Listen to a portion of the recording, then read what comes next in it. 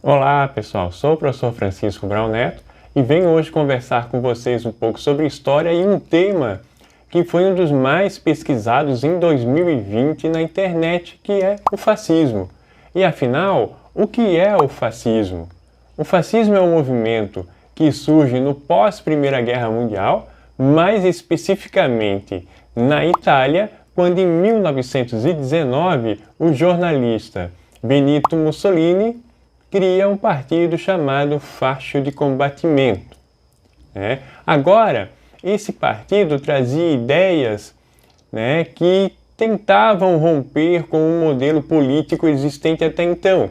E esse modelo era o modelo liberal, o liberalismo político e o liberalismo econômico. Então já vamos entender um aspecto aqui, que uma das primeiras características do fascismo era o que?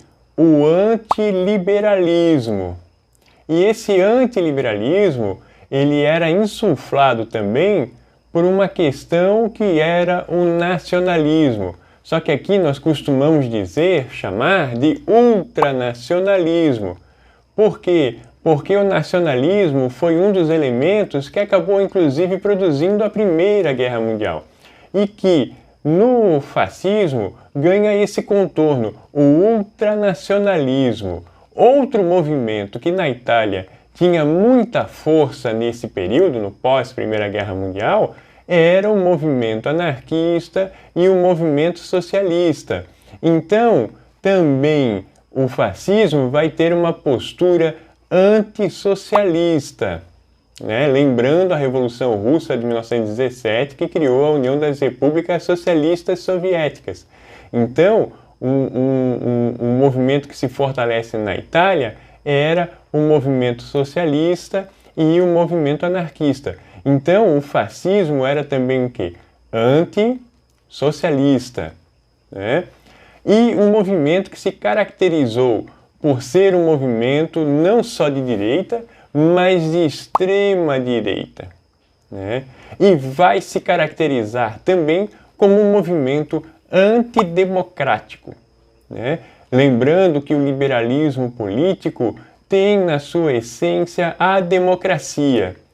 Ok? Então há essa questão.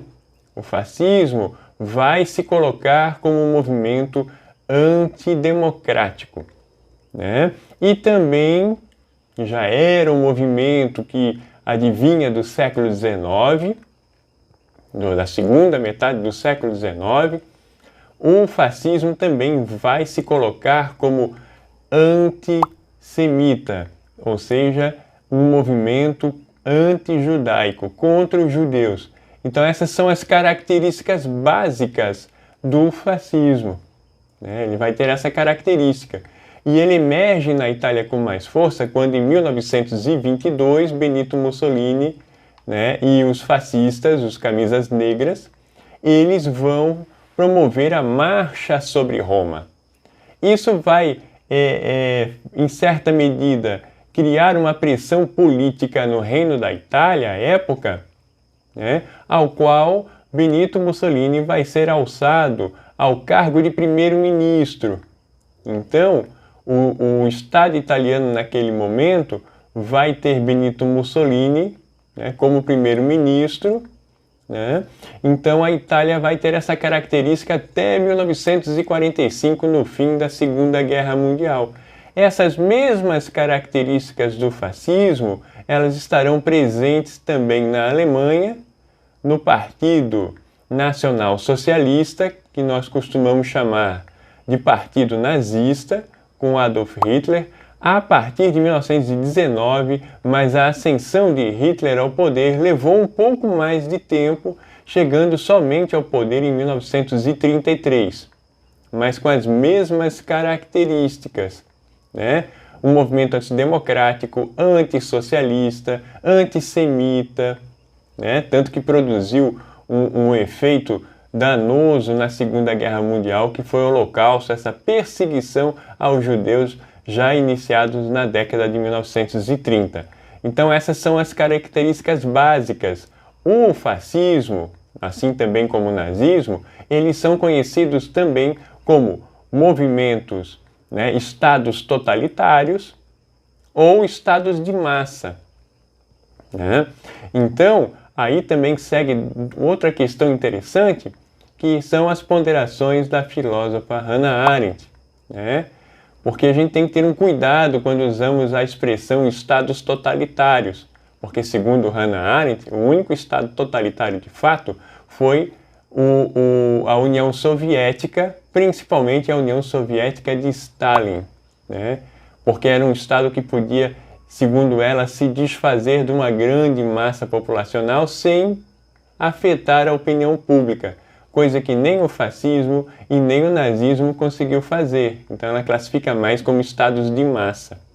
Na Europa também, outros estados que seguiram esse modelo foi a Espanha com Francisco Franco, Portugal com Oliveira Salazar, né? Na América Latina, os mais conhecidos são o peronismo na Argentina, com Juan Perón, e o varguismo com Getúlio Vargas no Brasil. Então, ele foi um movimento que teve aí uma extensão bastante grande até o final da Segunda Guerra Mundial, o peronismo se estendendo mais, né? E no caso de Espanha e Portugal até a década de 1970. Então, essas são características básicas. Se você quer saber um pouco mais sobre esses movimentos, pode colocar nos comentários que a gente faz um novo vídeo trazendo essas questões. Ok? Um grande abraço a todos e até mais!